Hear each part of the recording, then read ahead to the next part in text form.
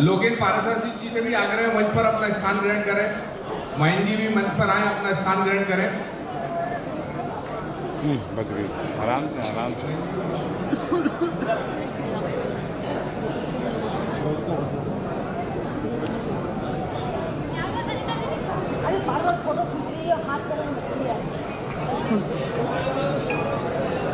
अब मैं प्रदेश के उपाध्यक्ष आदरणीय आलोक शर्मा जी से आग्रह करता हूं कि वो मध्य प्रदेश के हमारे लाडले मुख्यमंत्री शिवराज सिंह चौहान जी का गुलदस्ता भेंट करके स्वागत करें।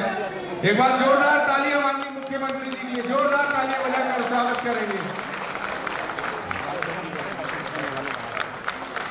तालियों में कंजूसी नहीं, जोरदार तालियां दोनों हाथ उठाकर।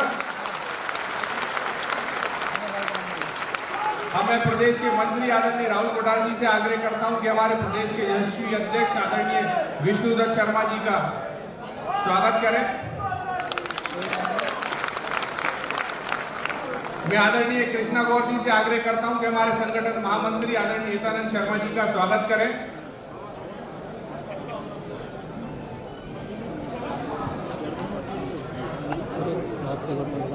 अरे ये राष्ट्रीय खा रहे हैं।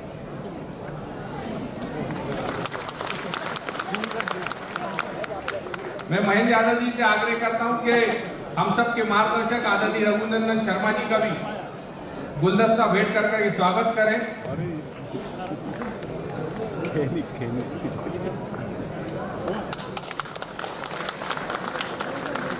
मैं सभी जिला पदाधिकारियों से जल्दी आग्रह करूंगा कि वो जल्दी मंच पर आ जाए। एक बड़े गुलदस्ते से एक साथ हम सब अपने लाडले मुख्यमंत्री का और मंचासीन अतिथियों का स्वागत करें जल्दी।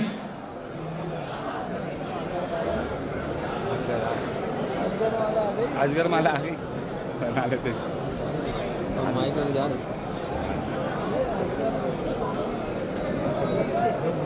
सब एक दो तो गिरेंगे। अजगर माला के हिसाब से बहुत सारे लोग आ गए।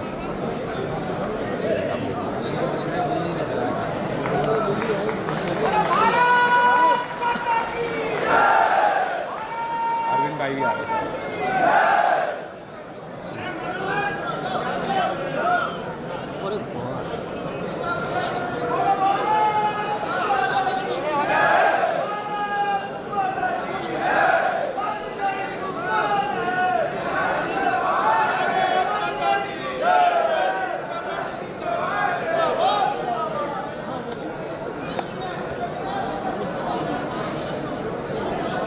2 साल बेमिसाल।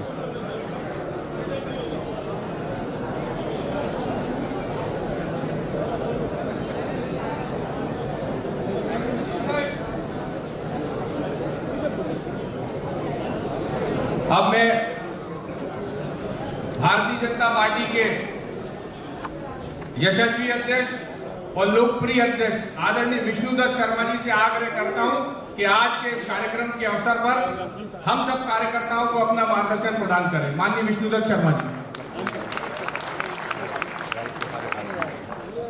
भैया इसी तरह चेंज कर दो, हमारे हाथ में माइक।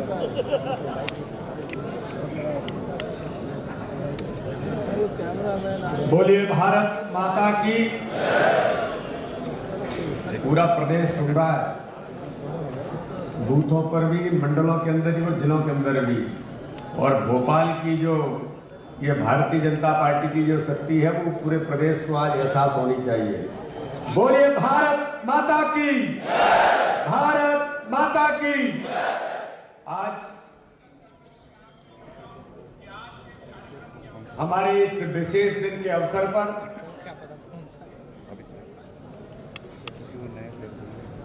इस कार्यक्रम में हमारे बीच उपस्थित मध्य प्रदेश के हमारे लोकप्रिय यशस्वी, मध्य प्रदेश के जन जन के चहेते हमारे लाडले मुख्यमंत्री आदरणीय शिवराज सिंह चौहान हमारे बीच उपस्थित हैं। अरे तालियां बजाना है तो फिर ढंग से बजाओ ना, लगना चाहिए।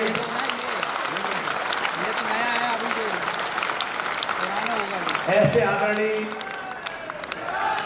शिवराज सिंह चौहान जी, भारतीय जनता पार्टी के संगठन के महामंत्री आदरणीय हितानंद जी, मध्य प्रदेश सरकार के मंत्री आदरणीय विश्वास सारंग जी, यहां पर उपस्थित हमारे विधायिका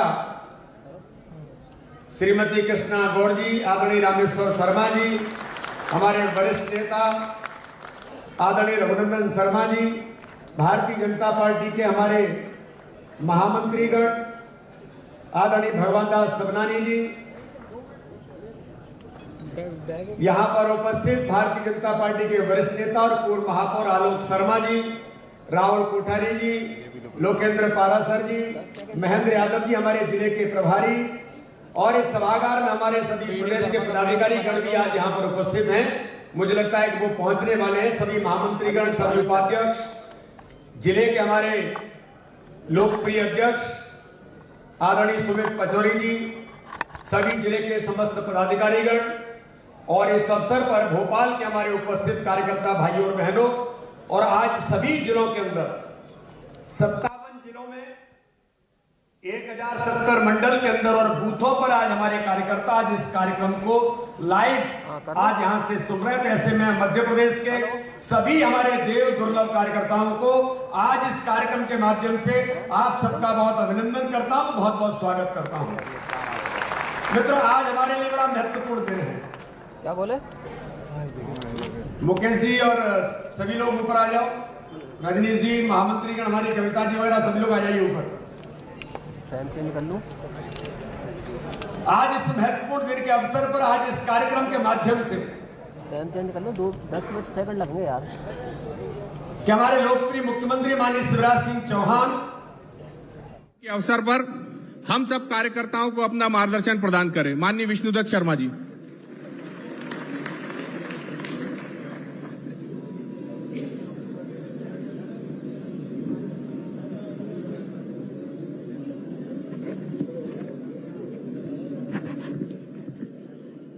बोलिए भारत माता की।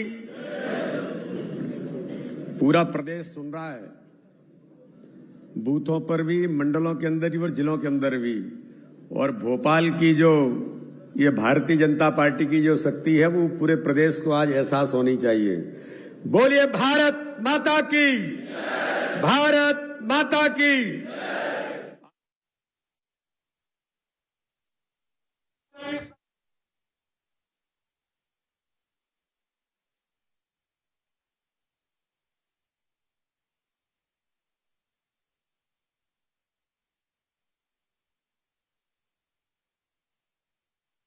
बनी थी और उन 15 महीनों के अंदर जो इस मध्य प्रदेश को दुरावस्था के दौर में जो लोग लेकर के गए थे,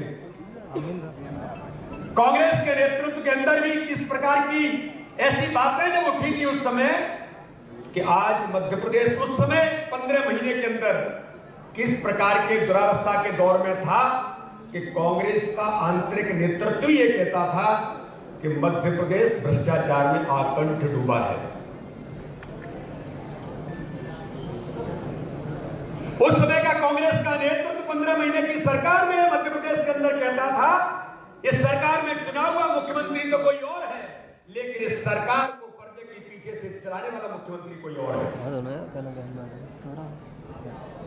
और मित्रों, हम लोग जानते हैं कि इससे पहले की 15 वर्ष की हमारी सरकार, जिसमें माननीय मुख्यमंत्री शिवराज सिंह चौहान और भारतीय जनता पार्टी के नेतृत्व की सरकार ने जो मध्य प्रदेश को बीमारू राज्य से विकसित राज्य की श्रेणी में ला करके 15 वर्षों के अंदर इस मध्य प्रदेश को खड़ा किया था, ये जो मध्य प्रदेश की जनता जनार्दन आज ये कहता था कि मध्य प्रदेश भ्रष्टाचार में आकंठ डूबा है। उस समय का कांग्रेस का नेतृत्व 15 महीने की सरकार में मध्य प्रदेश के अंदर कहता था, इस सरकार में चुना हुआ मुख्यमंत्री तो कोई और है, लेकिन इस सरकार को पर्दे के पीछे से चलाने वाला मुख्यमंत्री कोई और है।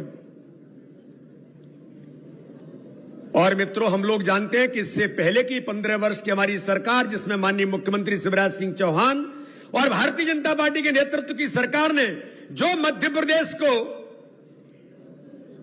बीमारू राज्य से विकसित राज्य की श्रेणी में ला करके 15 वर्षों के अंदर इस मध्य प्रदेश को खड़ा किया था, ये जो मध्य प्रदेश की जनता जनार्दन आज इस कार्यक्रम के माध्यम से जो सुन रही है वो इस बात को जानती है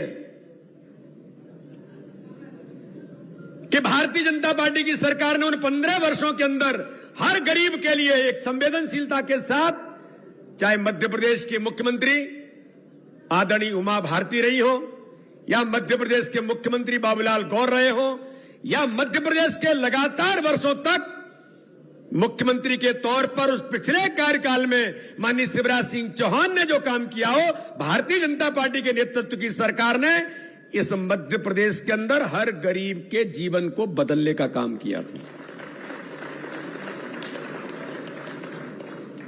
मैं मित्रों आज के अवसर पर यह कहना चाहता हूं कि इन 15 वर्षों के अंदर किस प्रकार से भारतीय जनता पार्टी के नेतृत्व की सरकार ने माननीय शिवराज सिंह चौहान के नेतृत्व में इस मध्य प्रदेश को चंबल के डकैतों से मुक्त करा दिया था।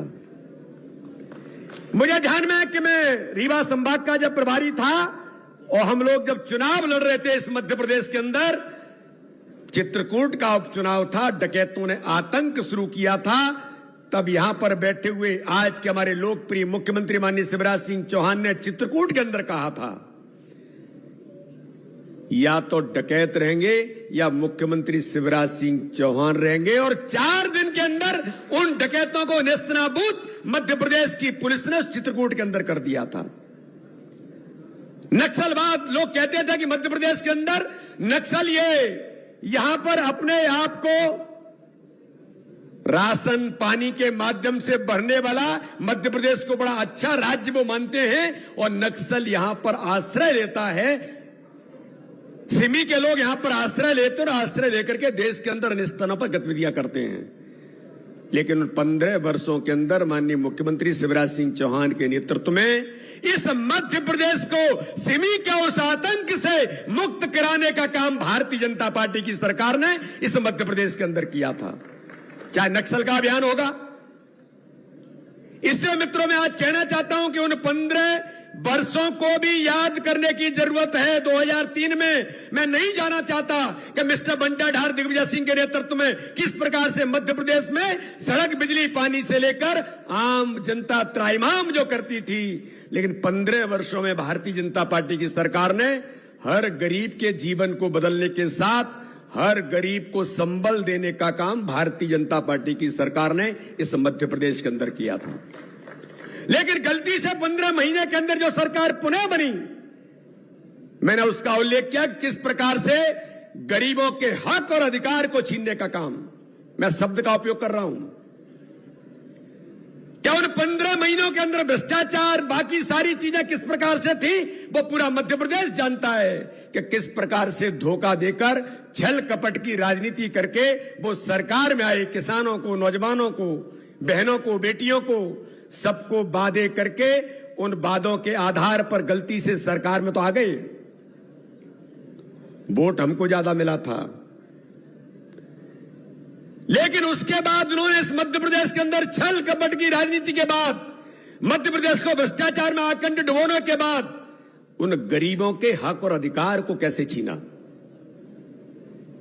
मैं आज कहना चाहता हूं मित्रों, इस मध्य प्रदेश के अंदर ये वो मध्य प्रदेश था जिस मध्य प्रदेश के गरीबों को हक और अधिकार देने के लिए, चाहे वो बुजुर्ग होंगे, चाहे वो नौजवान होंगे, चाहे मेरी बेटियां होंगी, लाडली लक्ष्मी से लेकर बेटी बचाओ के अभियान की शुरुआत मध्य प्रदेश के मुख्यमंत्री शिवराज सिंह चौहान ने इस मध्य प्रदेश को उन बेटियों की सौगात जो दी। लेकिन दुर्भाग्य इस मध्य प्रदेश का कि उन 15 महीनों में कमलनाथ की सरकार ने उन बेटियों के हक और अधिकार को भी छीन लिया था। लाडली लक्ष्मी योजना बंद,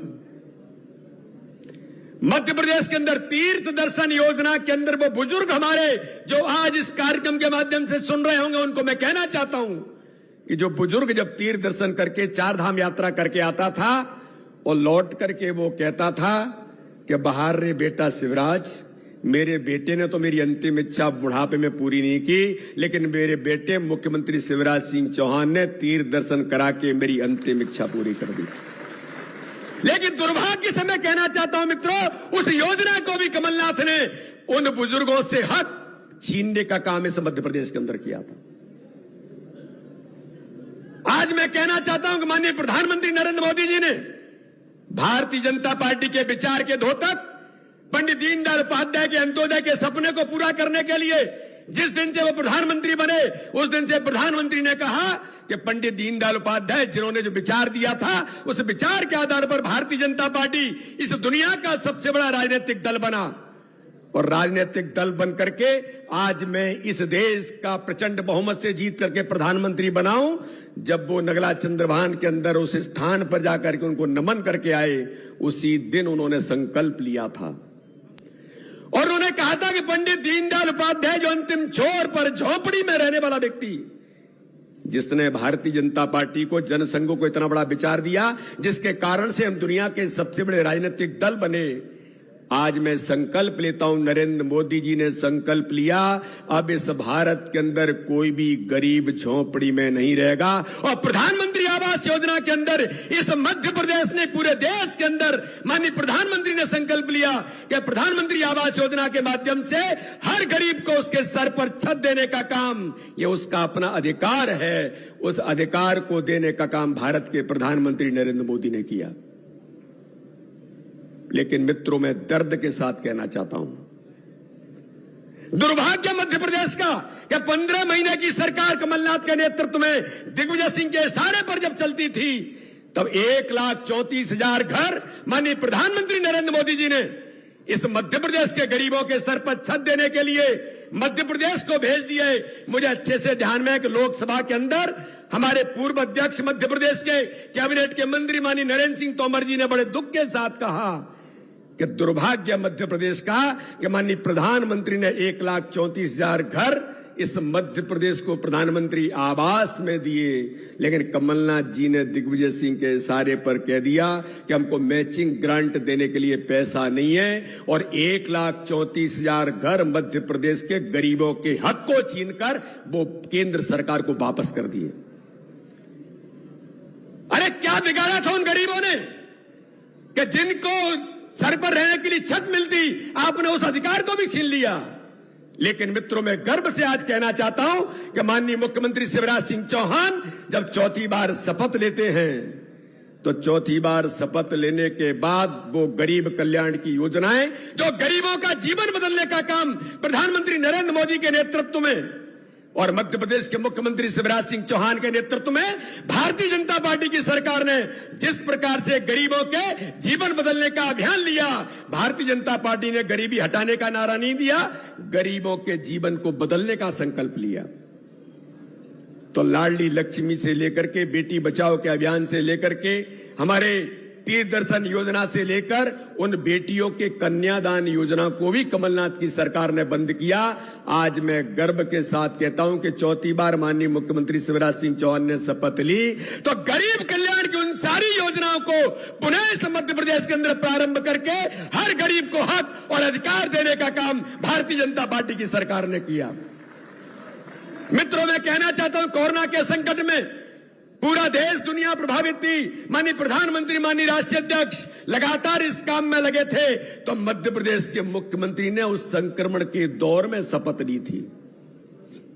मुझे ध्यान में है कि राजभवन में शपथ लेने के बाद वो सीधे वल्लभ भवन में जाकर के कोरोना से कैसे हम निजात पाएंगे, कोरोना की समस्या से कैसे निपटेंगे, उसकी तैयारी में जब हमारे मुख्यमंत्री शिवराज सिंह चौहान जुटते हैं तो मित्रों मैं कहना चाहता हूं कि जो हक और अधिकार कमलनाथ ने प्रधानमंत्री आवास में छीन लिया था तो कोरोना के संकट के चलते चलते मुझे ध्यान में माननीय मुख्यमंत्री जी ने कहा कि कोरोना के संकट में चुनौती को चैलेंज करते हुए उस चुनौती को अवसर में कैसे बदला जा सकता है तो भारत के प्रधानमंत्री के नेतृत्व में माननीय जेपी नड्डा जी हमारे राष्ट्रीय अध्यक्ष के नेतृत्व में और माननीय मुख्यमंत्री शिवराज सिंह चौहान से लेकर के बैठे हुए नेतृत्व में किस प्रकार से प्रधानमंत्री आवास योजना में जो 8 महीने में घर बनते थे रिकॉर्ड मध्य प्रदेश में 6 महीने में घर बना करके 1 लाख लोगों का प्रधानमंत्री जी आवास योजना में उनको गृह प्रवेश कराया। और मैं आज गर्व से कहना चाहता हूं अरे आपने तो हक और अधिकार छीना। ये मध्य प्रदेश जो आज सुन रहा है वो पूछना चाहता है कमलनाथ जी, लेकिन ये शिवराज सिंह चौहान के नेतृत्व में माननीय प्रधानमंत्री नरेंद्र मोदी जी के नेतृत्व के साथ माननीय शिवराज सिंह चौहान के प्रयासों से कल 29 तारीख को आगे आने वाले दिन इस मध्य प्रदेश के अंदर 5 लाख से ऊपर उन झोपड़ी में रहने वाले गरीबों को हक और अधिकार देने का काम माननीय मुख्यमंत्री शिवराज सिंह चौहान प्रधानमंत्री के नेतृत्व में 29 तारीख को 5 लाख से ऊपर लोगों को घर देने का काम करेंगे। ये भारतीय जनता पार्टी की सरकार है। यह पंडित दीनदयाल उपाध्याय के अंत्योदय के विचार को प्रतिपादित करने वाली सरकार है। इसलिए मित्रों, आज के इस दिन के अवसर पर मैं बहुत सारी बातों का उल्लेख इसलिए नहीं करता हूं। माननीय मुख्यमंत्री जी आज हमको संबोधित करेंगे, पूरा मध्य प्रदेश सुनेगा। 2 वर्ष के स्वर्णिम कार्यकाल जो इस मध्य प्रदेश को उन्होंने बीमारू राज्य से विकसित राज्य बनाया, और मैं कहता हूं कि कोरोना के संकट के बावजूद हर गरीब के साथ खड़े होकर के प्रधानमंत्री के गरीब कल्याण अन्न योजना से लेकर माननीय मुख्यमंत्री तो मध्य प्रदेश के अंदर कब से गरीबों को अन्न देने का काम कर रहे हैं। ऐसे संवेदनशील व्यक्तित्व के 2 वर्ष जो विकसित राज्य था, आज मैं गर्व से कहना चाहता हूं कि 2 वर्षों में कोरोना के संकट के बावजूद मध्य प्रदेश एक स्वर्णिम मध्य प्रदेश बनने की ओर अग्रसर माननीय मुख्यमंत्री शिवराज सिंह चौहान के नेतृत्व में आगे बढ़ रहा है। और इसलिए मित्रों, जो मध्य प्रदेश का एक एक कार्यकर्ता, आम नागरिक जनता जो सुन रही है, मैं आज आप सब लोगों से अपील करना चाहता हूं कि इस मध्य प्रदेश के अंदर जो बात आज माननीय मुख्यमंत्री जी इस मंच से आपको कहने के लिए आज आए हैं, मैं भारतीय जनता पार्टी की ओर से अपने लोकप्रिय मुख्यमंत्री, गरीबों के कल्याण के लिए 24 घंटे खड़े होने वाले, परिश्रम की पराकाष्ठा करने वाले मुख्यमंत्री का आप सबके माध्यम से पूरे मध्य प्रदेश में आज हम अभिनंदन करना चाहते हैं कि माननीय मुख्यमंत्री जी ने इस मध्य प्रदेश के गरीबों के कल्याण के लिए उनके जीवन की जो दिशा बनेगी, उनके 2 वर्ष चौथे कार्यकाल के पूरे हो रहे हैं। इसलिए मैं पुनः उनको एक बार अभिनंदन और शुभकामनाओं के साथ आप सबको बहुत बहुत धन्यवाद देता हूं। जय हिंद, जय भारत। धन्यवाद आदरणीय प्रदेश अध्यक्ष जी। अब मैं माननीय मुख्यमंत्री जी को आमंत्रित करूं, उससे पहले कुछ कहना चाहता हूं कि यूं ही किसी के शीश के ऊपर ताज नहीं होता, यूं ही किसी के शीश के ऊपर ताज नहीं होता, जनता के दिल में कोई आवाज नहीं होता, कोई कारण होगा जो इतने दिल जीते हैं आपने। माननीय मुख्यमंत्री जी, यूं ही किसी के शीश के ऊपर ताज नहीं होता, जनता के दिल की कोई आवाज नहीं होता, कोई कारण होगा इतने दिल जीते आपने, ऐसे ही कोई यहां शिवराज नहीं होता। एक बार चाहूंगा दोनों हाथ उठाकर अपने अपने स्थान पर खड़े होकर, अपने अपने स्थान पर खड़े होकर जोरदार तालियां बजाकर माननीय मुख्यमंत्री जी का स्वागत करें। तालियां बजते रहना चाहिए। बोली भारत माता की, भारत माता की।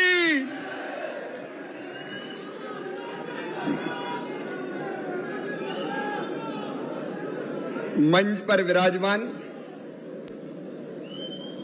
भारतीय जनता पार्टी के जुझारू और कर्मठ प्रदेश के अध्यक्ष आदरणीय श्री विष्णुदत्त शर्मा जी, हमारे संगठन के महामंत्री आदरणीय श्रीमान हितानंद जी, हमारे वरिष्ठ नेता आदरणीय रघुनंदन शर्मा जी,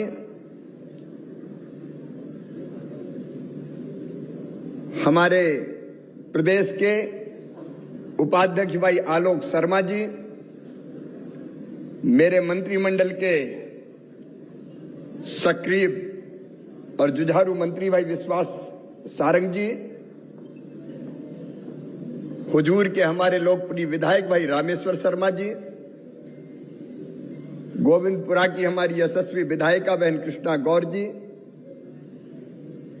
पार्टी के हमारे प्रदेश के महामंत्री आदरणीय भगवान दास सवनानी जी, रणवीर जी, राहुल जी, योगेश जी, हरिशंकर जी, मुकेश जी, लोकेंद्र जी, महेंद्र जी, जिले के अध्यक्ष भाई सुमित पचौरी जी, मंचासीन सभी वरिष्ठ साथीगण और इस सभा कक्ष में उपस्थित, और केवल जैसा अध्यक्ष जी बता रहे थे, आज केवल इस सभा कक्ष में नहीं, सभी जिला मुख्यालयों पर, सभी मंडलों में और हर एक बूथ पर उपस्थित कार्यकर्ता बहनों, भाइयों, मध्य प्रदेश के आदरणीय बुजुर्गों, नौजवान साथियों और भांजे भांजियों, दोनों हाथ जोड़ के मेरा नमस्कार स्वीकार कीजिए, मेरा प्रणाम स्वीकार कीजिए। अभी अध्यक्ष जी बोल रहे थे तो मुझे लग रहा था कि थोड़ा और बोलते रहे, इसलिए कि आज मेरा गला थोड़ा गड़बड़ है। हालांकि रघु जी भाई साहब ने एक आयुर्वेदिक औषधि मुझे प्रदान की है। पहले भी आपको देते रहे। अरे वो तो एक बार मैं रूट के चला गया था, जैसे फिर से पकड़ के ले आए थे। लेकिन लगातार बोलते रहने के कारण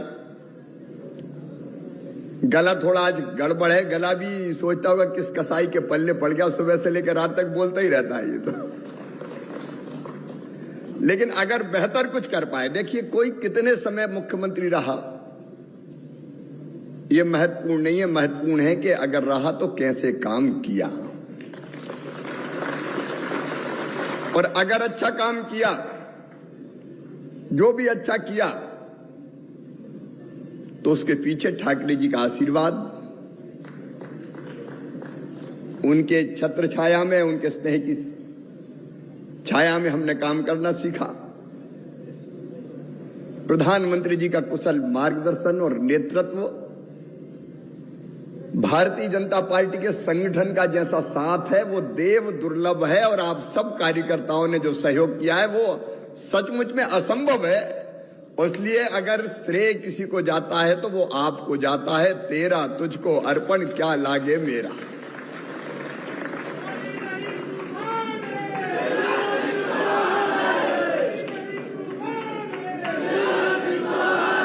अब तो मामा हूं, मामा।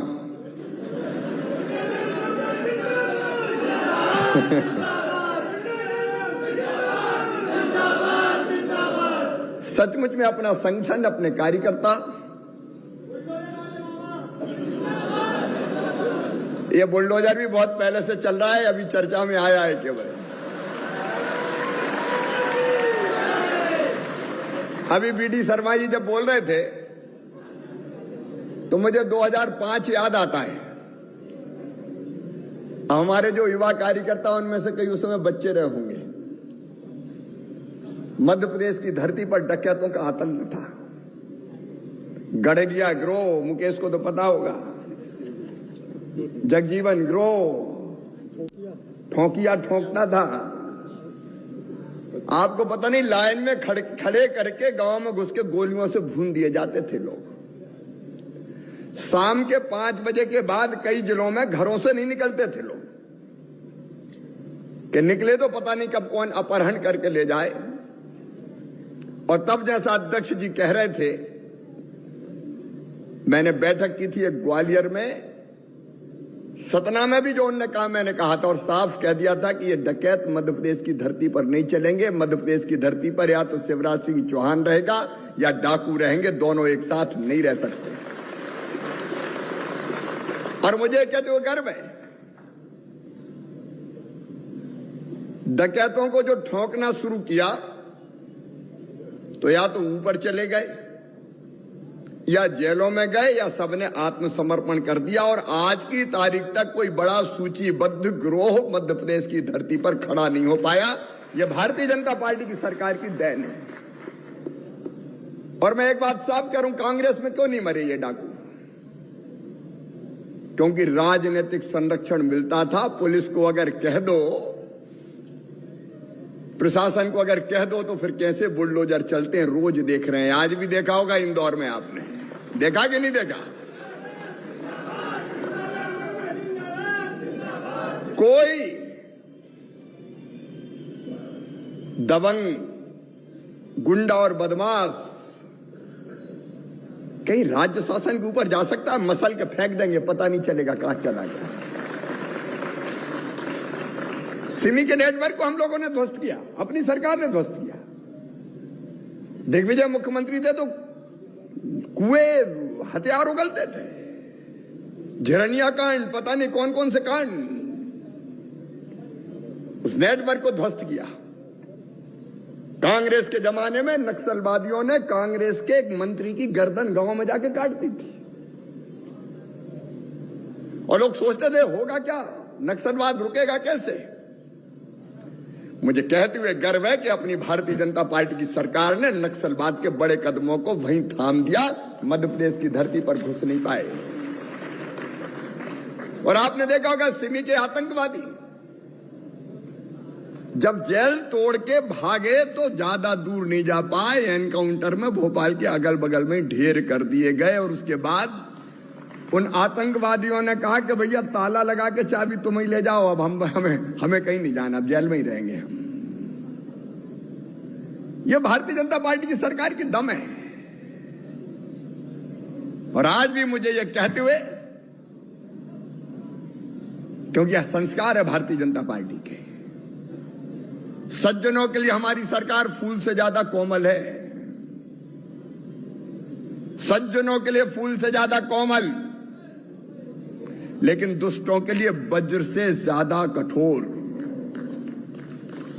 अब ऐसे लोग जो बहन और बेटी की तरफ गलत दृष्टि से देखे, कोई दुराचारी हो तो मुझे बताओ क्या केवल जेल भेज के हम चैन की सांस ले लेंगे? जेल चला गया, फिर पता चला जमानत हो गई, फिर आ गया।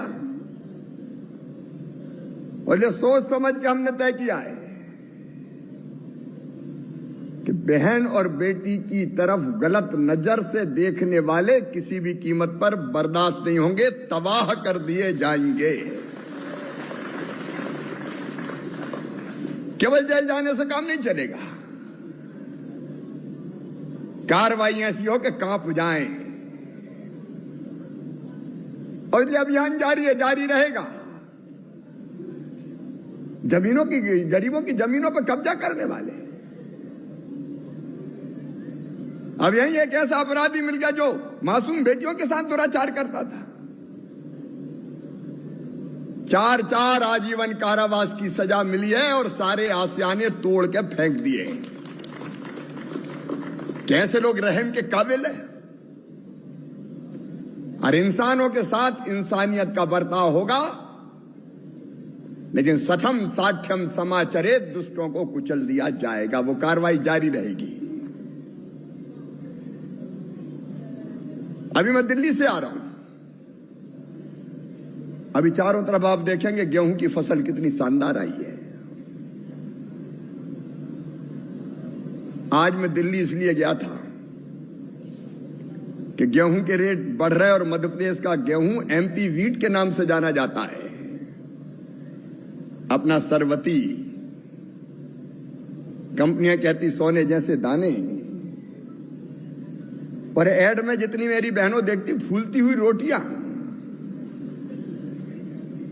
आशीर्वाद पता नहीं कौन कौन सी आईटीसी कौन कौन दिखाते हैं, फूलती हुई रोटियां, वो कहां के गेहूं से बनती? मध्य प्रदेश का गेहूं।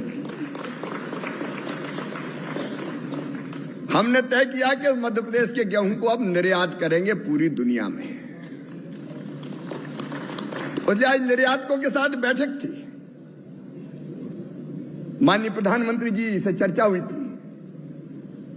पीयूष गोयल जी और उनके मंत्रिमंडल के साथ जितनी समस्याएं बताई, एक्सपोर्ट करने के लिए रेलवे के रैक नहीं मिलते, पोर्ट में जगह नहीं मिलती, जितनी चीजें बताई हमने सबका समाधान कर दिया। उन्हें एक मांग और मुझसे की थी आज कि कम से कम जो गेहूं एक्सपोर्ट करें आप, निर्यात करें दुनिया के देशों को, उस पर मंडी टैक्स ना लें। तो आज हमने ये भी फैसला कर दिया कि जो दुनिया के बाहर के देशों में मध्य प्रदेश का गेहूं जाएगा उस पर मंडी टैक्स नहीं लगाया जाएगा। इससे किसानों को फायदा होगा, हमारा गेहूं जाएगा। देखिए, अपनी दृष्टि है विकास की और जनता के कल्याण की दृष्टि। अध्यक्ष ये भी बता रहे थे, उनकी सरकार 15 महीने की सरकार, और 15 महीने में क्या कहर ढाया है। कार्यकर्ता भी जरा सोच लेना भैया। जब उनकी सरकार थी, एक पार्षद भोपाल के अपने राजू मीणा सारी दुकानें तोड़ के फेंक दी। सूरज मारन अपने ही कार्यकर्ता थे, मध्य प्रदेश को तबाह और बर्बाद कर दिया था। और जैसे ही कमलनाथ आए, फिर सारे विकास के काम ठप, सारे काम ठप कर दिए। एक के बाद एक योजनाएं बंद कर दी। लाडली लक्ष्मी बेटियों ने क्या बिगाड़ा था? हम शादी करते थे बेटियों की, 27,000 रुपया उस समय देते थे। कमलनाथ कहने लगे नहीं, मैं 51,000 दूंगा। लोग प्रसन्न के अपने 51,000 मिलेंगे, बेटियों की शादी हो गई, बेटियां विदा भी कर दी गई। और कई जगह तो भांजे भांजी का जन्म भी हो गया, लेकिन कमलनाथ का पैसा नहीं आया। तबाह कर दिया पूरे मध्य प्रदेश को। वल्लभ भवन दलालों का अड्डा था। लेकिन आज मुझे कहते हुए सब गर्व है, आज 24 तारीख है, 24 मार्च। 23 मार्च की रात में अपनी सरकार ने शपथ ली। सरकार में उस समय तो अकेले मुख्यमंत्री नहीं ली थी, कुछ दिन तो बनवेन आर्मी थी, मंत्री बहुत दिनों बाद बन पाए थे। लेकिन वो ऐसा भयानक समय था कोविड का। लेकिन कार्यकर्ता बहनों और भाइयों, आपने भी कमाल किया। सेवा ही संगठन, नड्डा जी ने मंत्र दिया, हमारे कार्यकर्ता जुट गए। बसों से पैदल आ रहे थे, उनको सरकार ने बस में बिठाया, कार्यकर्ताओं ने भोजन कराया, चाय नाश्ता पानी, यहां तक के कार्यकर्ताओं ने और हमारे अध्यक्ष ने जूते तक, जिनके नंगे पांव थे उनके पांव में जूते पहनाने का काम किया। अच्छा, पैसा कमलनाथ दादा कुछ छोड़ के ही नहीं गए थे। मामला साफ था। लॉकडाउन लग गया 24 तारीख को, खजाने में पैसा नहीं, टैक्स आने की संभावना नहीं, लेकिन खर्चा कोरोना से निपटने का, गरीबों की रोजी रोटी चलाने का। एक बार तो मैं भी हिल गया था, काम कैसे चलेगा। लेकिन जब चाह होती वहां राह निकल जाती है। मुझे कहते हुए गर्व है कि गरीबों के खाते में पैसा डालना हो, किसान के उत्पादन को खरीदना हो, बच्चों को स्कॉलरशिप देना हो, किसी काम के लिए पैसे की कमी नहीं आने दी, किसी काम के लिए। आज कांग्रेस चिल्लाते कर्जा ले लिया, कर्जा ले लिया। तुम तो कर्जा लेके घी पीते थे, हमने तो कर्जा लेके जनता की सेवा की है। और कर्जा भी उतना ही लिया है जितना भारत सरकार ने सीमा तय कर रखी है। मैं प्रधानमंत्री जी को धन्यवाद दूंगा, उनका अभिनंदन करूंगा। 1 रुपया किलो गेहूं हम देते थे, एक व्यक्ति को 5 किलो तक। प्रधानमंत्री जी ने तय किया 5 किलो फ्री देंगे, 1 रुपया में 10 किलो गेहूं। एक नहीं आने को कदम उठाए गए। और दूसरी लहर जैसी भयानक थी, आप सबने देखी है। अभी भी याद आती तो रोंगटे खड़े हो जाते हैं। रात रात भर जगते थे हमारे विधायकों के, रात रात भर जिलाध्यक्षों के, पदाधिकारियों के फोन आते थे, फलाने अस्पताल में ऑक्सीजन 2 घंटा की बची है बस। प्रधानमंत्री जी ने भी कमाल कर दिया। ऑक्सीजन एक्सप्रेस रेल चल गई, खाली टैंकर भेजे गए एयरफोर्स के विमानों से, और रेल में भरा के भरे भरे टैंकर आ रहे हैं। रेमडेसिविर इंजेक्शन, दवाइयों की व्यवस्था।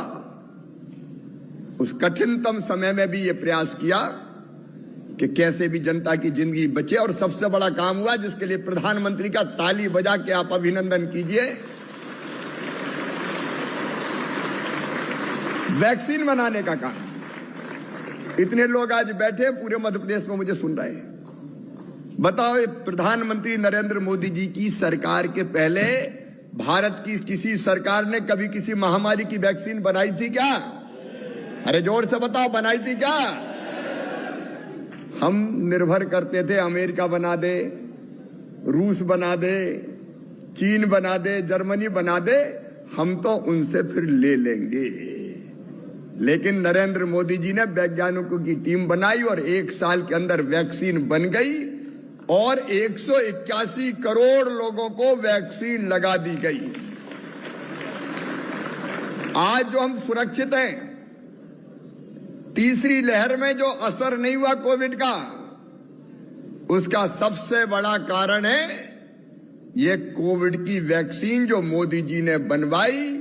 मोदी जी का अभिनंदन, हमारे वैज्ञानिकों का अभिनंदन। सबने लगवा ली कि नहीं लगवाई? हाथ उठाओ कौन कौन ने लगवाई। और अब तो 12 से 14 साल के बच्चों को लगाई जा रही है। कांग्रेस के लोगों ने, बाकी हमारे विरोधियों ने बहुत भ्रम फैलाया, लगवा मत लेना, पता नहीं मोदी जी क्या लगा दें, बचोगे कि नहीं बचोगे, भ्रम फैलाने की कोशिश की। और बाद में अंधेरे में राहुल गांधी हो, चाहे अखिलेश भैया हो, चाहे मायावती हो, सब लगवाया है। पहले लोगों में भ्रम फैला रहे थे, और जनता की जिंदगी को हम सुरक्षित कर पाए। मुझे वो दृश्य भी याद आते हैं, कई लोग हमें छोड़ के चले गए, उनके मासूम छोटे छोटे बच्चे, माता की मृत्यु हो गई, पिता की मृत्यु हो गई, कहां जाएं, क्या करें ये बच्चे। तब हमने तय किया कि वो बच्चे केवल उस परिवार के बच्चे नहीं, हमारे बच्चे हैं, और हमारे रहते हुए कोई बच्चा अनाथ कैसे हो सकता है।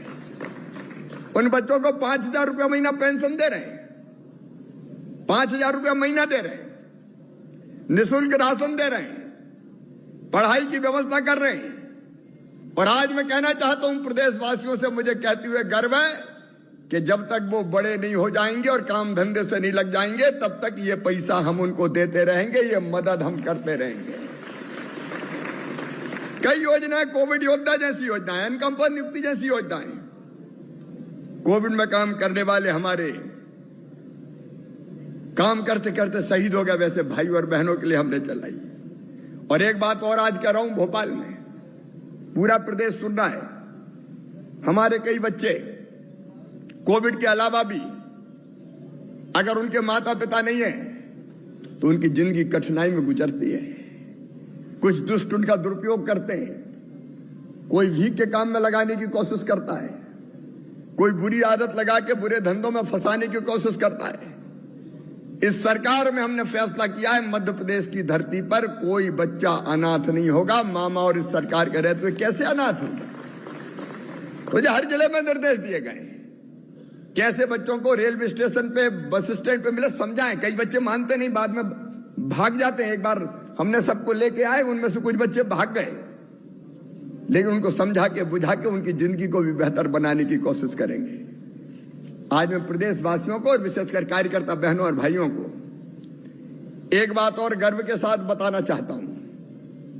कोविड के इस कठिन काल में मध्य प्रदेश की विकास दर इस साल 19.7% रही है, हिंदुस्तान में सबसे ज्यादा।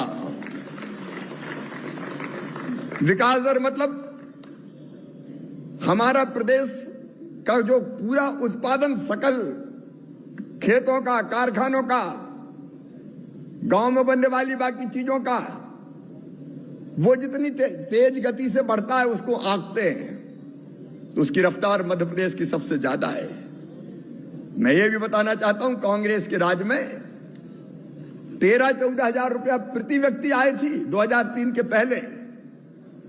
आज अपनी सरकार के कारण, केंद्र के नेतृत्व के कारण मध्य प्रदेश में प्रति व्यक्ति आय एक साल में बढ़ के 1,24,000 रुपया हो गई है। ये भारत सरकार के आंकड़े हैं।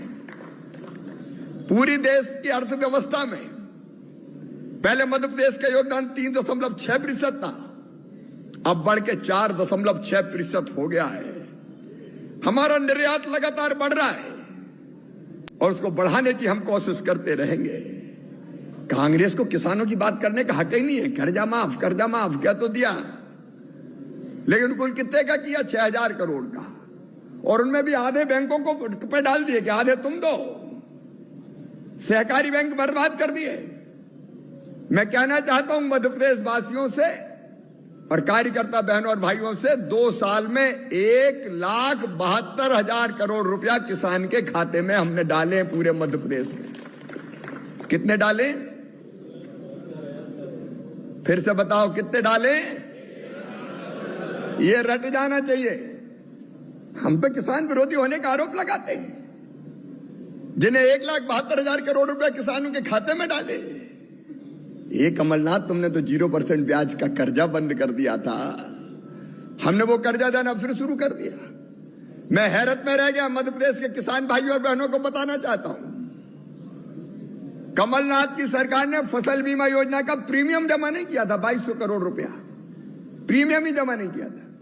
आते ही कोविड काल में हमने वो प्रीमियम जमा किया। रबी का अलग, खरीफ का अलग। 2200 करोड़ एक बार, 3000 करोड़ एक बार, और किसान को 9000 करोड़ रुपया फसल बीमा का पैसा उस कोविड के काल में दिलाने का काम किया, दोनों फसलों का मिलाकर। इनकी कर्जा माफी 6000 करोड़ की, जो आधे बैंकों के थे, और हमने 2 साल में 17,000 करोड़ रुपया फसल बीमा योजना के किसानों के खाते में डाल दिए। 17,000 करोड़ रुपया। बिजली पे सब्सिडी 15,000 करोड़ रुपया हमने किसानों को दी। 6,000 रुपया प्रधानमंत्री जी देते हैं हर साल 3 किस्तों में। तो मेरे मन में आया कि चौथी बार बनाए मामा 4,000 तू भी डाल, तो 6 और 4 10,000 हो गए। अगर किसानों के काम गिनाऊंगा तो आधी रात हो जाएगी, लेकिन मैं कार्यकर्ताओं के पास ये आंकड़े चाहिए। अध्यक्ष जी, पूरी सीट 1,72,000 करोड़ की अपन नीचे तक भेजेंगे, ताकि कार्यकर्ता बताए कि कितना किसानों के खाते में डाला। अभी गरीबों की बात अध्यक्ष जी कर रहे थे। गरीब की जरूरत क्या है? आज पूरे प्रदेश के गरीब बहनों और भाइयों से कहना चाहूंगा, रोटी, कपड़ा, मकान, पढ़ाई, दवाई और रोजगार का इंतजाम। रोटी के लिए सस्ता राशन कभी दिया था क्या कांग्रेस ने? इतने सालों तक राज करती रही। कांग्रेस ने नहीं दिया, भारतीय जनता पार्टी की सरकार ने दिया। और मकान के मामले में आज मैं फिर कहना चाहता हूं, शहरों, गांव, यह भारतीय जनता पार्टी की सरकार है। गांव में हमने तय किया है, प्रधानमंत्री जी के नेतृत्व में प्रधानमंत्री आवास योजना, जिसमें 60% पैसे प्रधानमंत्री जी भेजते हैं, 40% प्रदेश की सरकार डालती है। इस साल हमने 10,000 करोड़ रुपए का बजट रखा है। एक साल में 10 लाख मकान बना के गरीबों को दे दिए जाएंगे, एक साल में। दूसरे साल फिर 10 लाख बनाएंगे, तीसरे साल फिर 10 लाख बनाएंगे। अभी 24 लाख बन चुके हैं। 5 लाख से ज्यादा मकानों का प्रधानमंत्री जी के हाथों गृह प्रवेशम का कार्यक्रम होगा। लेकिन यह संकल्प है अपना कि मध्य प्रदेश की धरती पर 3 साल में कोई गरीब कच्ची झोपड़ी में नहीं रहेगा, सबके पक्के मकान बना दिए जाएंगे। ये मैं ग्रामीण क्षेत्र का बता रहा हूं। शहरी क्षेत्र का अलग है। 5 लाख के आसपास मकान कंप्लीट हो चुके हैं। और शहरों में भी हर एक को हम जमीन देके अलग मकान बनाने में जगह के कारण कठिनाई है, लेकिन मल्टी बिल्डिंग बना के उसमें पक्का मकान सबको उपलब्ध कराने का अभियान जारी रहेगा। ये भारतीय जनता पार्टी की सरकार है। और एक और योजना, मुख्यमंत्री भू आवासीय अधिकार योजना। कार्यकर्ताओं से कहना चाहता हूं, इस योजना के बारे में ध्यान से सुन लेना। कई जगह हम गए तो लोगों ने हमें कहा, ग्रामीण क्षेत्र में भी कहा, कि एक घर में 25-25 आदमी रह रहे हैं, जरा सी टपरिया है। तो हम उनका 25 कैसे रह रहे हैं? बोले थी तो एक दादाजी की, उनके 4 बेटा हो गए, 4 बहुएं घर में आ गई, उनके बेटा बेटी हो गए, अब उनकी शादी हो गई, अब इतने हो गए कि रहे कहां ये तो बता दो। उसी दिन हमने तय कर दिया कि एक परिवार के पास रहने के लिए एक प्लाट तो होना चाहिए, कम से कम छोटा। परिवार का मतलब पति, पत्नी और उसके बच्चे। होना चाहिए कि नहीं होना चाहिए रहने की जगह? जोर से बताओ, होना चाहिए कि नहीं? और इसलिए ऐसे परिवारों का अभी रजिस्ट्रेशन किया जा रहा है।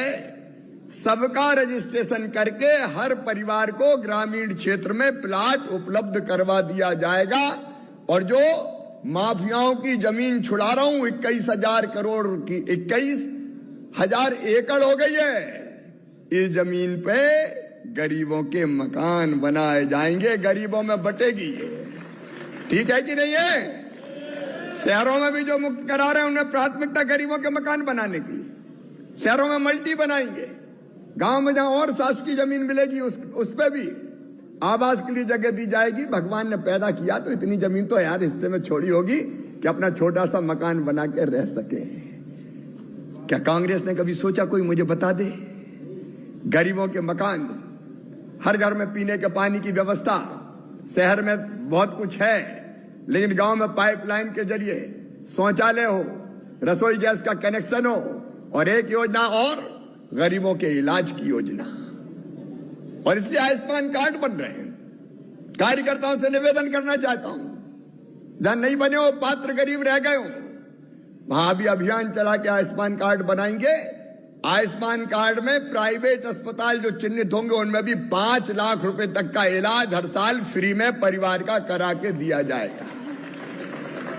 कोई बताए कांग्रेस ने कभी किया क्या? गरीब की जिंदगी बदलने का अभियान अगर चल रहा है तो भारतीय जनता पार्टी की सरकार में चल रहा है।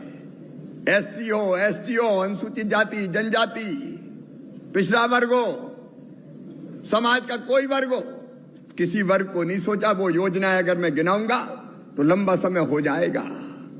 अनुसूचित जनजाति के लिए भगवान बिरसा मुंडा के जन्मदिन पर जनजाति गौरव दिवस हो, या टंटा मामा का बलिदान दिवस हो, या जनजाति महापुरुषों के नाम पे अलग अलग स्थानों का नाम रखने का काम हो, या फिर उनकी जिंदगी बदलने की योजनाएं बनानी हो, एक नहीं 14 योजनाएं हमने बना के दी जो उनकी जिंदगी बदलने का काम कर रही है। कांग्रेस ने तो पिछड़े वर्ग के साथ भी चोट की थी। कागज पे लिख दिया 27%, उनको पता था होना है नहीं, स्टे हो गया, कभी प्रयास ही नहीं किया। लेकिन पिछड़े वर्ग के हम साथ खड़े हुए और सामान्य वर्ग कल्याण आयोग बना के सामान्य वर्ग के बहनों और भाइयों को भी बराबरी पे लाने पे का संकल्प लिया। तो भारतीय जनता पार्टी की सरकार ने लिया, कोई को नहीं छोड़ा। सामाजिक न्याय लेकिन सामाजिक समरसता के साथ, ये हमारा मूल मंत्र है। मेरी बहनें बैठी है, पूरे प्रदेश में भी बहनें सुन रही होगी। बहनों की जिंदगी बदलने का गंभीर प्रयास कब कांग्रेस की सरकार ने किया, कोई बता तो दे। यह भारतीय जनता पार्टी की सरकार है जिसने तय किया। आप एक बार सोच के देखो मेरी बहनों, पैदा होने से पहले मैं क्या, पैदा होने के बाद मैं पहले कहता था, अब पैदा होने के भी पहले गरीब बहन, मजदूर बहन अगर बेटा बेटी को जन्म देने वाली होगी तो जन्म देने के पहले 4,000 रुपया उसके खाते में डाले जाएंगे ताकि वो आराम भी कर सके घर पे रह के और उसको पोषण आहार भी मिल सके, ताकि बच्चे का भी पालन कोख में भी ठीक से हो सके। कभी कोई कल्पना करता है कांग्रेस ने कभी सोचा होगा क्या? ये भारतीय जनता पार्टी ने सोचा। और जन्म देने के बाद फिर 12,000 रुपया, ताकि गरीब बहन अगर मजदूरी करती हो तो कम से कम महीना भर जाके तो आराम कर ले, और ऐसे समय लड्डू वगैरह खाने भी मिल जाए ताकि ढंग से पोषण आहार उसको मिल जाए। कब कांग्रेस ने सोचा? तय किया हम लोगों ने, बेटी पैदा हो तो लाडली लक्ष्मी, 43 लाख लाडली लक्ष्मी बेटियां हो गई। और अब 2 मई के दिन लक्ष्मी लाडली दिवस मनाया जाएगा मध्य प्रदेश में। उस दिन पूरे प्रदेश में लाडली लक्ष्मी सम्मेलन होंगे। माता पिता और लाडली लक्ष्मी, अरे जिन बेटियों को गोद में मैंने खिला खिला के प्रमाण पत्र बांटे थे लाडली लक्ष्मी के, वो अब कॉलेज में जब मैं पहुंचता हूं कहती मामा तुम्हारी लाडली लक्ष्मी 2005-6 में जो पैदा हुई, आज उसकी उम्र देखो कितनी हो गई। अब वो कॉलेजों में पढ़ रही है, 12वीं पढ़ रही है, 11वीं पढ़ रही है, और तय किया कि 6वीं पास करके 5वीं पास करके 6वीं में तो 2,000, 8वीं पास करके 9वीं में तो 4,000, 10वीं पास करके 11वीं में जाए तो 6,000, 11वीं 12वीं में और उनको छात्रवृत्ति। और अब एक बेटी ने मुझे कहा कि मामा अब कॉलेज में आ गए, अब तो हमने कहा कि कॉलेज की शिक्षा भी लाडली लक्ष्मी बेटियों की निःशुल्क करवाई जाएगी ताकि उनके भविष्य को बेहतर बनाने का काम कर सके। एक बार मेरी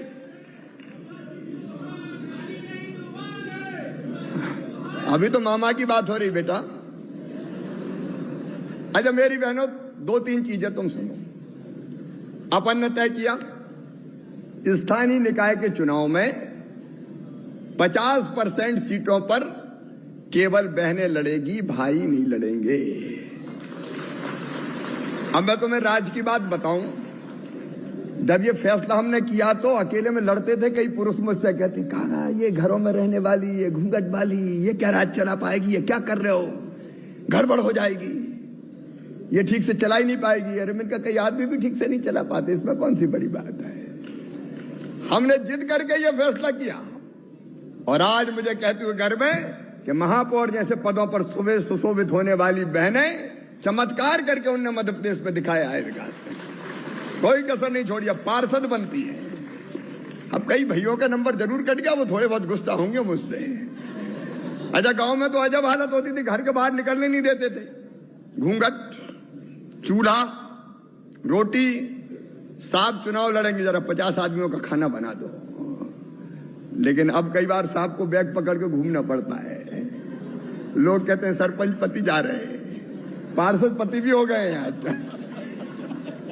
अब देखो कितना बड़ा परिवर्तन आया। अगर ये एक परिवर्तन नहीं होता तो बताओ क्या राजनीतिक सशक्तिकरण बहनों का होता, क्या नहीं हो सकता था। एक बड़ा परिवर्तन हुआ है। दूसरा फैसला किया हमने शासकीय नौकरियों में कि शिक्षकों की नौकरी में 50% रिजर्वेशन, अब बहनें पढ़ा रही हैं हमारी। एक बात आज और बताता हूं, पुलिस में हमने तय किया 30% बेटी की भर्ती करेंगे।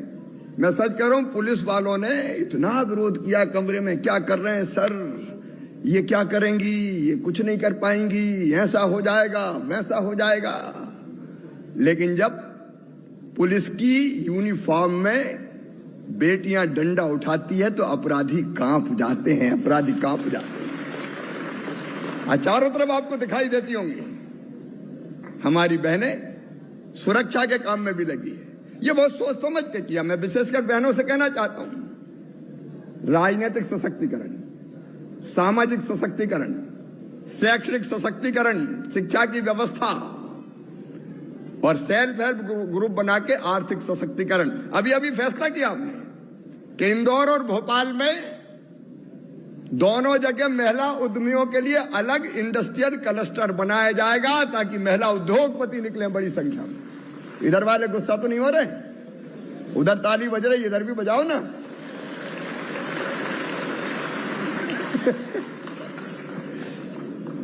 तो महिला उद्यमी निकल रही है, उद्योगपति बन के आगे आ रही है। अब बिना इस आर्थिक सशक्तिकरण के कैसे काम चलेगा। और एक बात और की कि संपत्ति अगर धर्मपत्नी के नाम पे करोगे तो स्टाम्प शुल्क 3% ही लगेगा, 1% लगेगा। तो पहले तो नाम करवाते नहीं थे, साहब का ही नाम होगा। जब 3 से 1% हुआ, बोले अब तेरे नाम करवा देते हैं। तो कई जगह संपत्ति बहनों के नाम हो गई।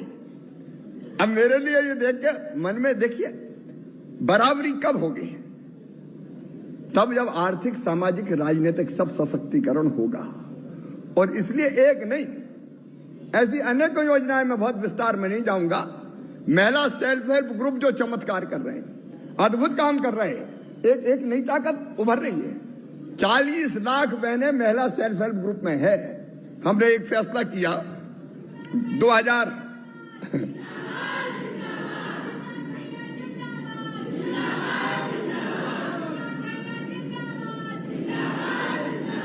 इधर वाले नहीं लगा रहे 2018 में हमने फैसला किया बच्चों का जो पोषण आहार बनता, रेडी टू ईट कहते हैं, वो बनता 800 करोड़ रुपया का। कौन बनाते थे इसको? ठेकेदार। एमपी एग्रो ठेकेदार तय करता था और बड़ा खेल चलता था इसमें, कौन को ठेका मिलेगा, कैसे मिलेगा। तो मेरे मन में एक विचार आया कि ठेकेदार छोड़ो यार, ये महिला सेल्फ हेल्प ग्रुप जो अपने हैं, स्वयं सहायता समूह, इसके संघ बनाएंगे। अब इस फैसले का भी खूब विरोध हुआ, लेकिन 18 में हमने फैसला कर दिया कि खुद प्लांट लगाएंगी बहनें, सरकार देगी पैसा प्लांट लगाने के लिए, और खुद वो चलाएंगी। अगर कोई बहन पोषण आहार बनाएंगी तो बच्चों के लिए अच्छा बनाएंगी, वो ठेकेदारों से तो अच्छा बनाएंगी। अब हमने 18 में ये फैसला कर दिया। 19 में कमलनाथ दादा धमके, उनने बहनों से छीन के फिर ठेकेदारों को दे दिया। मेरी बहनों अब फिर ठेकेदारों से छीन के वो सारे प्लांट बहनों के हवाले कर दिए गए हैं और बहनें पोषण आहार बनाने का काम कर रही है। स्कूल में यूनिफॉर्म सिलना, गेहूं की खरीदी एक नहीं अनेकों चीजें हमारी बहनें करने का काम कर रही हैं। गरीबों ने कोरोना के काल मुझे लगा कि बिजली के बिल अब ये गरीब कैसे भर पाएंगे, तो हमने उस समय फैसला किया स्थगित गरीबों के बिजली के बिल। अब वो स्थगित करके बाद में बिजली वालों ने कहा कि अब 6 किस्तों में ले लें। अब 6 किस्तों में अगर नहीं दो तो वो सरचार्ज लग जाता है, और सरचार्ज लगता है तो बहुत बिल बड़ा हो जाता है, तो बड़े बड़े बिल आते हैं। गरीबों की तकलीफ को देखते हुए, गरीब मतलब 88 लाख लोगों के बिल थे ये 6,400 करोड़ रुपए के। वो 6,400 करोड़ रुपए के बिल अब गरीब नहीं भरेगा, मामई भरवाएगा, भारतीय जनता पार्टी की सरकार भरवाएगी। गांव में शहरों में शिविर लगा के उन बिलों को ठीक करवा ले, कार्यकर्ता उस काम में जुट जाएं ताकि हम गरीबों को यह राहत भी दिला सकें। मेरे बहनों और भाइयों, एक नहीं, केवल गरीब नहीं, नौजवान बेटा बेटियों, रोजगार और शिक्षा हमारी बड़ी समस्या है। एक बात साफ सुन लेना, जो कमलनाथ ने योजना बंद कर दी थी, हमने तय किया अरे ये योजना समाज के हर वर्ग के लिए है, कोई भेदभाव नहीं, सबके लिए। हमने तय किया कि जितने विद्यार्थी संबल योजना के अंतर्गत आते हैं, मतलब गरीब और निम्न मध्यम वर्गीय परिवारों के आते हैं, वो किसी जाति समाज के हों, वो सामान्य हो, वो पिछड़े हो, वो ओबीसी हो, वो अल्पसंख्यक हो, कोई भी वर्ग के हो, बिना किसी भेद के हमने तय किया कि उनकी पढ़ाई की फीस उनके माता पिता नहीं भरवाएंगे, मामा भरवाएगा, भारतीय जनता पार्टी की सरकार भरवाएगी। अब ये संबल योजना ही बंद कर दी कमलनाथ। बीच में वो पैसा भराना बंद हो गया था और संबल में से कई नाम काट दिए। अब कार्यकर्ता सुन लें, जो जायज नाम संबल से काटे गए हैं वो सब के सब जोड़ने के लिए पोर्टल फिर से चालू किया जा रहा है ताकि वो नाम जुड़ सके। और आपकी भी ड्यूटी है कि जो जायज नाम है, ईमानदारी से जो पात्र है, उनके नाम जुड़ जाएं।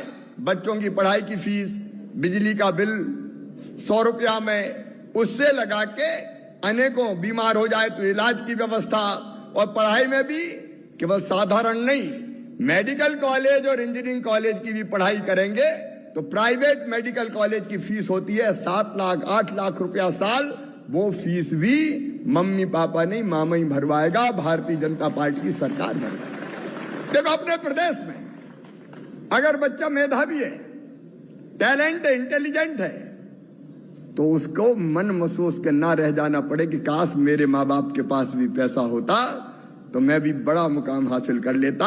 ये व्यवस्था भारतीय जनता पार्टी की सरकार करेगी।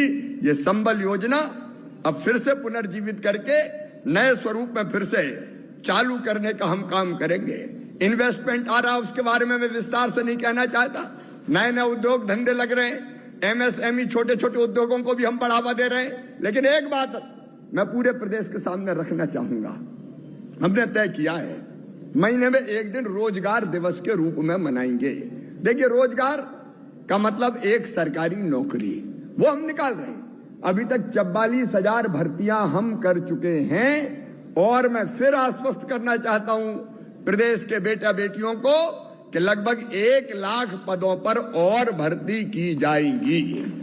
अभी आपने देखा पुलिस के फिर से निकल गए, 6,000 की भर्ती हो गई, फिर 6,000 के निकल गए। अच्छा, पुलिस के मामले में भी एक बात और सुनो, केवल लिखित परीक्षा होने लगी तो लिखित परीक्षा में क्या होता है? लिखित परीक्षा में दौड़ भाग तो देखते नहीं है कि कौन ने कमरे में बैठ के पढ़ाई करी। तो एक बात हमारे दिमाग में आई कि देखो भैया, अगर चोर डाकू को पकड़ना है तो दौड़ना भी पड़ेगा, भागना भी पड़ेगा, जंगलों की खाक भी छाननी पड़ेगी। अब जो कमरे में बैठ के बहुत अच्छे नंबर ला रहा है, क्या वो ये काम कर पाएगा? कर पाएगा क्या? और देखो भैया, ये लिखा पढ़ी में तो अंग्रेजी पढ़ने वाले बच्चे आगे निकल जाएंगे। कल्लू, मन्ना, चन्ना, जुम्मन, उनके बेटा बेटी कहां से आएंगे? बताओ, आएंगे क्या? आएंगे? अब ये भी षड्यंत्र ही है कि ज्यादा पढ़े लिखों के आ जाए। अरे भैया, कम से कम पुलिस वुलिस में तो गरीबों के भी आ जान दो यार। हमारे भी बच्चे दौड़ लेंगे, भाग लेंगे, ट्रेनिंग लेंगे, अपराधियों को पकड़ लेंगे। तो इस बार पैटर्न बदल दिया अपन ने, और पैटर्न बदल के तय कर दिया कि 50% नंबर होंगे दौड़ के, भाग के, दौड़े, भागे, कूदे, और उसमें कोई बेईमानी ना हो, इसलिए पूरी वीडियोग्राफी और साइंटिफिक तरीके से जैसे दौड़ाएंगे तो पांव में टैग बांध के दौड़ाएंगे ताकि कोई बेईमानी ना कर सके, कंप्यूटर में जाए कि इसके दौड़ इतनी तेज है तो कोई बेईमानी ना हो पाए। ठीक है कि नहीं? मेरी बात समझ रहे हो कि नहीं? और नहीं तो ज्यादा पढ़े लिखे आ गए तो सिपाही बेचारे, हेड कांस्टेबल बेचारे, गरीबों के ही बच्चे नहीं बन पाएंगे। तो अब जो 6000 भर्ती निकल रही है उसमें ये योजना लागू। और एक काम और सुनो, मतलब मैं बहुत सोचता रहता हूं, मन में बेचैनी भी होती है। धीरे धीरे ऐसा दिमाग बना दिया कि अंग्रेजी के बिना काम नहीं चल सकता। अरे दुनिया भर में देखो भैया, रूस में रूसी, रशियन भाषा, जर्मन में जर्मनी में जर्मन भाषा, जापान में जापानी भाषा, अपने ऐसा बना दिया। और ये भी षड्यंत्र है। ये पढ़े लिखे जो कुछ संपन्न परिवार अंग्रेजीदा होते हैं वो कहते हैं अपने बच्चे तो पब्लिक स्कूलों में पढ़ जाते हैं तो अंग्रेजी की गिटपिट चलने दो, तो गरीबों की आ ही नहीं पाएंगे, मध्यम वर्गीय रह जाएंगे। और उस चक्कर में गरीब भी मार पढ़ा रहा है सरकारी स्कूल छोड़ के, चलो यार अंग्रेजी में पढ़ाओ, अंग्रेजी में पढ़ाओ, अंग्रेजी में पढ़ाओ। अब हमने तय कर दिया है मध्य प्रदेश की धरती पर हिंदी में पढ़ाई होगी। विश्वास से यहां बैठे हुए, मेडिकल की पढ़ाई भी हिंदी में हिंदुस्तान में सबसे पहले अगर की जाएगी तो मध्य प्रदेश की धरती पे की जाएगी।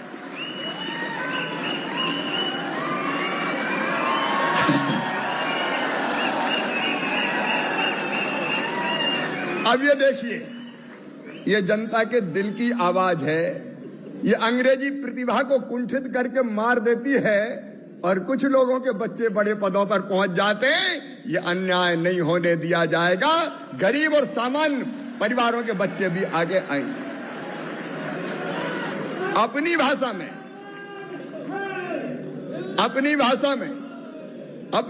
में विचारों की जो अभिव्यक्ति होती है वो कोई दूसरे की भाषा में कर सकता है।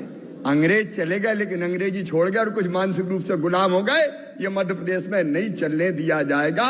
मेडिकल इंजीनियरिंग की पढ़ाई और इसलिए एक स्कूल और खोल रहे हैं, उसका नाम है सीएम राइज स्कूल। इस बार बजट में उसके लिए प्रावधान किया है। हम लगभग 1500 करोड़ रुपया खर्चा करेंगे। स्कूल की बिल्डिंग बनेगी 24 करोड़ रुपया में। गांव में भी हम 15, 20, 25 गांव के बीच में, देखो आजकल चलन चल गया, पब्लिक स्कूल, अंग्रेजी मीडियम, फलाना सेंट फ्रांसिस, पता नहीं कौन कौन सी स्कूल, उनमें ही चलो।